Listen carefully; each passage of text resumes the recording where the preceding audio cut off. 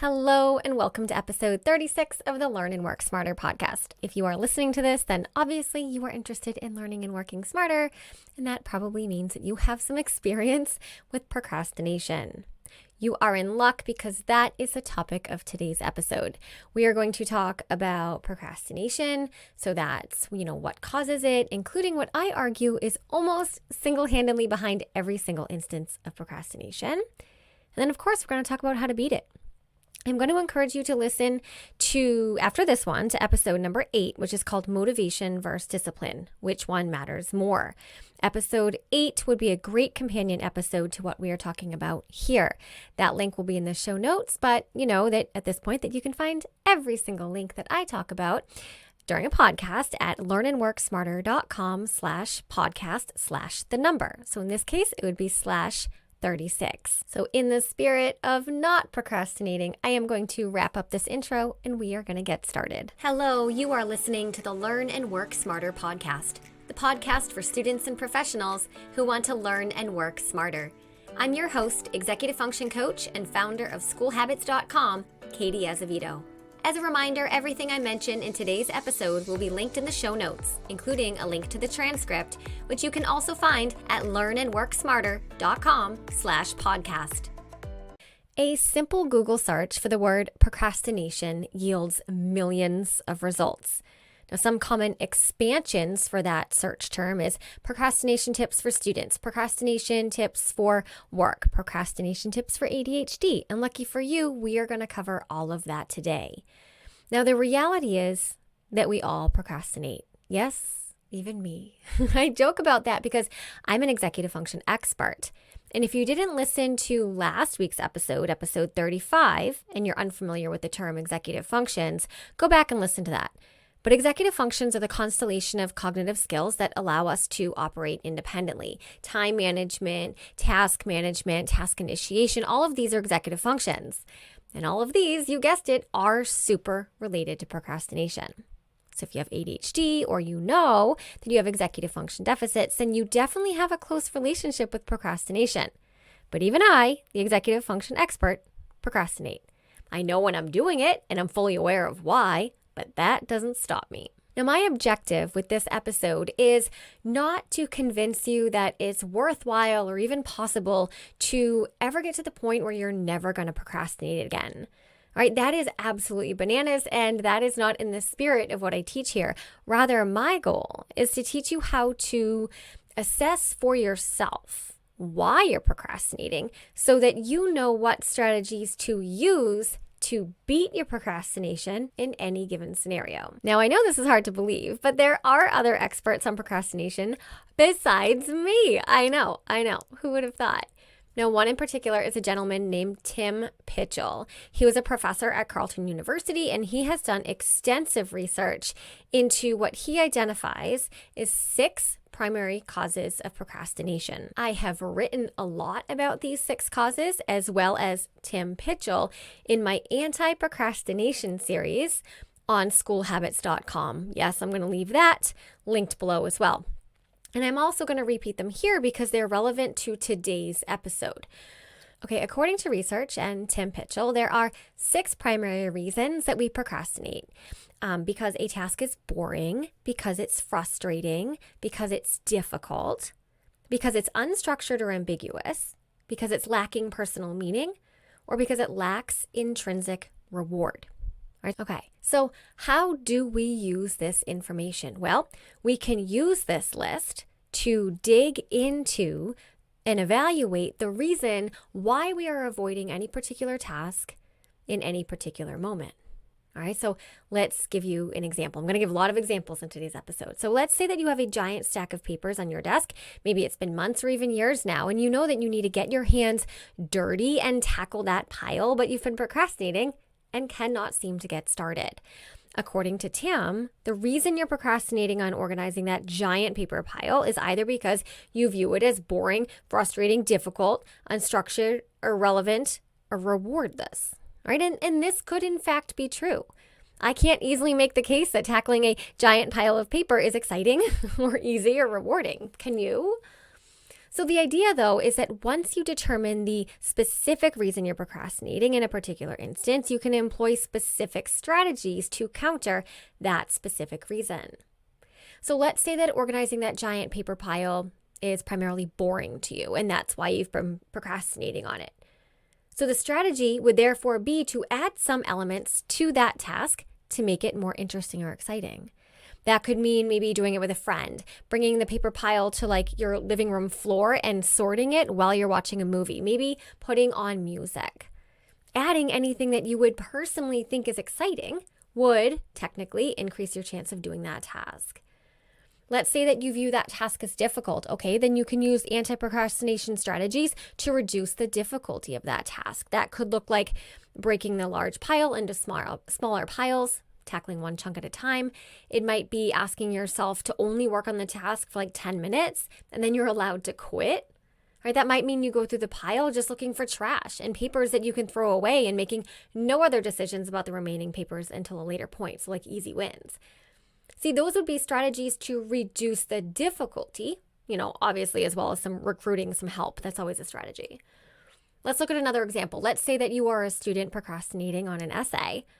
After a little bit of thinking about it, you determine that the reason you're procrastinating is that you think the essay is irrelevant. Let's say that it's an essay on a book you read for school and you didn't enjoy the book and it's not related to the future plans you have for yourself. Well, then yeah, with that mindset, it's going to be really, really hard to get started on your essay. So an anti-procrastination strategy you would use would be anything that adds relevance. This is where my tough love mom voice comes out and tells you to do it anyway. Put your feelings aside and do it anyway. All right, but I will take a softer perspective here too. And that could mean maybe trying to find a way to connect that book or that essay to the future thing you do envision yourself doing. Maybe you're interested in starting a business one day, so you don't care about the book you're reading per se, like about ancient Greece. Fair enough. But you know what is relevant? The ability to do things when you don't want to do them. That is absolutely relevant to creating and maintaining a successful business. I have a successful business and I do things all day long that I don't want to do. The ability to do things when you don't want to do them is the relevant thing that you're getting from that essay writing experience. Now, I'm not saying that that mindset is easy to achieve, but the more things that you do when you don't want to do them, the stronger that mindset and that skill become. All right, so there is relevance there. All right, so far I've given you a few examples of something common that we all procrastinate on, organizing, right? Or maybe even starting an essay or a report. What it looks like to assess ourselves and ask ourselves, what is the reason we're procrastinating? Is it because it is boring, frustrating, ambiguous, irrelevant, or rewardless? Okay. And then once you figure out the reason you're procrastinating, you use anti-procrastination strategies, or what we in the executive function world called task initiation strategies, to overcome your particular cause. Now, this can be a game changer for people. Whether I'm coaching professionals or, students, I hear all the time that the client is procrastinating on something, hates that they're doing that, feels a lot of shame around it, but just settles on, yeah, I know I should do it, but I'm not. And then that's that. That's the end of their story. It's like they mentally hit a brick wall when they acknowledge that they're procrastinating. And it's wonderful to acknowledge that that's happening, but there is an entire other road on the other side of that brick wall. And you have to get past the acknowledgement that you're procrastinating and go one step further to figuring out why the heck you're doing it in that particular case. And then be intentional about what strategies you're going to use to start moving. Because listen to this, using the wrong strategy, which happens if you don't start by first figuring out the reason you're procrastinating, using the wrong strategy can actually lead to more procrastination. I see this all the time. Let me give you an example. So let's say that you're actually going to, try to finally tackle that giant pile of papers that we've been talking about. And you think that bringing the pile of papers to your living room floor and organizing the papers while watching a movie is going to make the task more exciting. Okay, it's going to make it less boring. Now, that is a great strategy only if the reason that you were procrastinating in the first place is because that task was boring to you. But let's say the real reason for your procrastination isn't that it was boring. It's actually that you don't have any organization system. And so going through the piles would eventually lead to more frustration because you have nowhere to put those papers. Well, then what the heck is putting on a movie going to do, right? Putting on the most exciting movie in the world is not suddenly going to make a filing cabinet with properly labeled like folders materialize out of nowhere. So in this case, perhaps the reason you are avoiding the task is because the task is unstructured and it's ambiguous. You have no idea what to do with these papers once you go through them. See what I'm saying? You would need to use procrastination or task initiation strategies designed to add structure and clarity. That would probably look like creating some kind of organization system or destination for the papers before you even jump into the pile. Speaking of clarity, if for whatever reason you have zoned out or become distracted at this point so far and my voice is fading away, I want you to zone back in and give me your attention here. I am fully a proponent of Tim Pitchell's 6 causes of procrastination. As I said, I talk about them all the time in my YouTube videos and in my blog posts and in my 6-part anti-procrastination series I talked about. Yeah, I have entire tutorials where I teach each of these 6 reasons and strategies that tackle each of the 6 reasons, okay? That's in the show notes. But I also want to extend the discussion a little bit about the role of clarity in procrastination. We cannot underestimate the power that lack of clarity has on our task initiation. In other words, if we are the slightest bit unclear in any way about what we're doing, our motivation to do that thing just tanks. And our creative reasons for avoiding that thing skyrocket. I have never seen somebody so creative as a client who's telling me all the reasons why they haven't done the thing yet. Like, Katie, I was going to do it, but like, blah, blah, blah. The cat did this. I was out of cereal. It was raining. Like, literally, I've heard so many really funny, creative reasons. And I get it. All right, I do, because I am not standing on a soapbox here.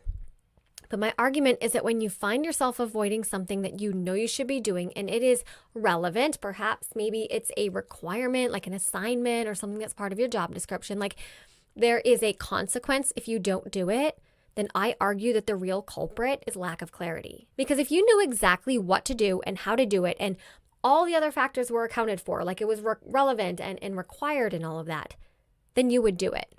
I'm going to repeat that. If you knew exactly what to do and how to do it, you would do it. So let's get back to our paper pile example and our student essay example and look at it through the lens of clarity. I sort of already touched on this a little bit, but let's say that you're facing this giant pile of papers and you're removing the boring elements by putting on music and you're removing the frustrating elements maybe by clearing off the space that you're going to do this so you're not like annoyed by other things around you. And you know the task is relevant because you have important bills or kids' school things or tax information in there, okay, that you have to get a handle on. So in other words, there's some other reason why you've been avoiding the papers. Enter our friend clarity. Your strategy here would be to look at the task and ask yourself, what's not clear? What do I not know? What am I missing? Where is the ambiguity? Now, let me give you some potential ideas that have actually come up in client sessions before when talking about papers. Talk about papers a lot. I've mentioned already, maybe you lack clarity about where the papers are going to end up. Maybe you don't have a filing system yet for these papers to go. Well, then solve for that and create a system. Maybe you don't have clarity about how long you should keep your financial records, and so therefore you haven't made any decisions about those papers. Then get clarity around that. Google it. Ask an accountant. Just do what I do. Ask a friend. Maybe you don't have clarity about whether you should keep those adorable school papers your kids keep bringing home that are all mixed up in the pile. Well, then get clarity over your plan for these kinds of keepsakes. Are you going to use a binder? Are you going to use a shoebox? Are you going to let your kids decide what to keep? Go to Pinterest. Go to Google. Right? Get some ideas and solve for that, right? And then you move forward. Is that making sense? Let's talk about the English paper or the college essay, right, that you've been avoiding. I see this all of the time, but the biggest source of non-clarity usually comes from students saying like, I don't know what to write. Okay, so I would advise a student to solve for that. Do you even know what the question is? Do you understand it or not? Do you know what the requirements are? Did you not actually read the book? So obviously there's a massive bucket of ambiguity there.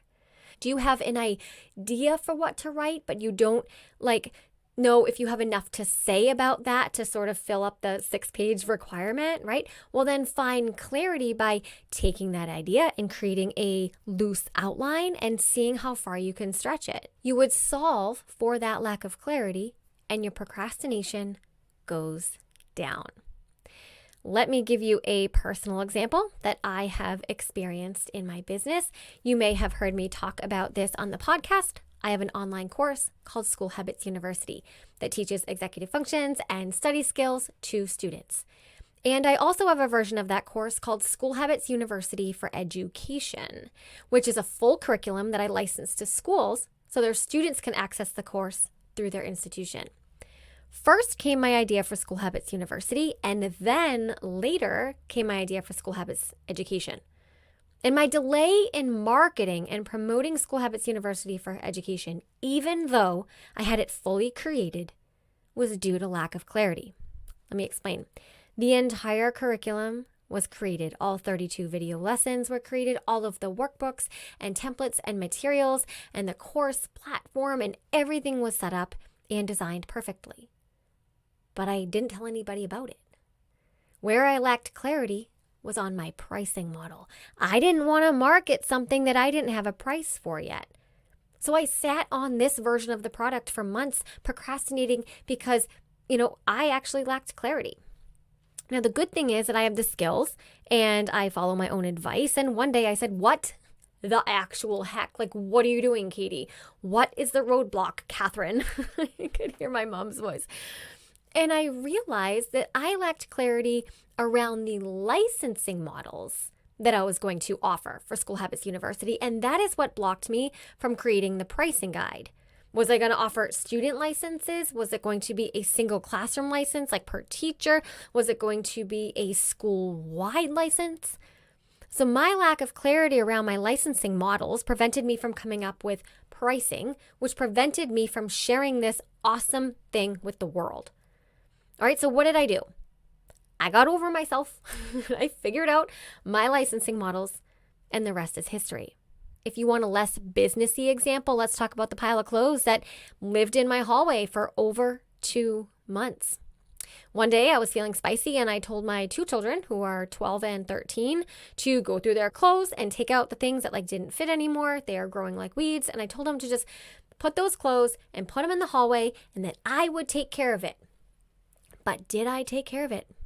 I did not. Nope. And that's because 2 months later, when the pile finally begged to be acknowledged, I realized I wasn't sure if I was going to donate the clothes to Goodwill or offer them to a friend with kids younger than mine. Saying this out loud right now makes me feel a little silly because that is a 30-second decision I could have made months ago. But that teeny tiny bit of lack of clarity, what am I going to do with the clothes, prevented me from doing anything with the pile at all. I share this to emphasize that any amount of lack of clarity in any capacity whatsoever can lead to procrastination and paralysis. And that is why, as much as I want you to follow Tim Pitchell's research and use my resources that I created around that research, I want you to pay close attention to the concept of clarity and give it the respect it deserves. Now, I also do want to wrap up this episode with a few quick tips that can help you initiate tasks or avoid procrastination. All right, some tips that are generally helpful in most cases. If you have ADHD, these are strategies I want you to keep in your back pocket because you're going to need them pretty regularly. That just comes with the territory of being neurodiverse. Now remember, I made a big stink at the top of this episode about first determining the cause of your procrastination and then matching your strategies to that particular cause.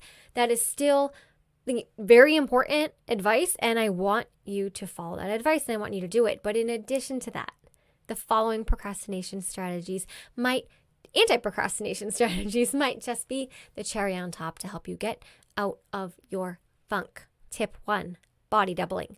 Body doubling is when you recruit some lucky individual to work alongside you as you complete your task. They're doing their thing, you're doing your thing, and you kind of feed off the productive energy of each other, even though you're both, doing your own things. Tip number 2, depending on the task, you might want to consider alternating between 2 tasks. I don't normally promote multitasking, but this can be helpful if there is a non-cognitively demanding task you need to get done. So like maybe admin or organizing or decluttering or anything other than, reading and writing that uses, cognitive resources. You can work for a little bit on a task and then switch to a preferred task. And then you go back to the non-preferred task and then you go back to your preferred task, back and forth. You can try 25 minutes on one task, a 5-minute break, 25 minutes on another task. This is a really good timing framework because if you've been around the block with me, okay, you know that this is actually called the Pomodoro technique. If you are new to the Pomodoro technique, check out episode 14, linked in the show notes. All right, tip 3 is to tell 3 different people that you are going to do the task. Let me explain. You have probably heard about the power of accountability, and there's a lot of general anti-procrastination advice out there that tells you to tell one other person what you're doing so that you feel accountable to doing it. But I think that's too general, and I think it's too soft because you know as well as I do that you can be selective with who that person is that you tell, and you could tell a person who literally wouldn't care that you did it or not, and therefore you could continue to weasel your way out of the task forever. So tell 3 people, 3 separate people. Is that weird? I don't know. Okay. So if you're talking about that annoying pile of clothes I had in my hallway for 2 months, I could have told my kids the pile was going to be gone at the end of the day. I could have messaged a friend of mine who I know would text me like 1,000 times by the end of the day to see if I did it. Yes, I have friends like that. I love it. And if you are listening, you know who you are. And then I could have told my husband. All right. And then finally, tip 4, please don't roll your eyes at this one. I say this from a place of love and compassion, but just do the dang thing already. We do not need to have feelings about everything. Some things are just tasks and we don't need to make them any more than that. If you have clarity on what you're doing, because that's essential, I argue that biting the bullet and bringing your physical body over to the place where that task is going to happen and just doing the darn thing is where the magic is. I'll say it here, as I've told every single one of my clients and students over the past almost 20 years, we can not want to do something and still do it. They do not have to be related. I told you, tough love coming over from the other side of the mic over here, but it is because I know you want to learn and work smarter, and that is what it takes sometimes. All right, my friends, I don't want to take up any more of your time because I know that each and every one of you, when you were listening to this, was reminded of a task that you have been avoiding. So your homework is to go do it. And with that, I ask you to please share the show with someone you think might like it. Leave a review or a comment if you are so inclined. And as always, never stop learning.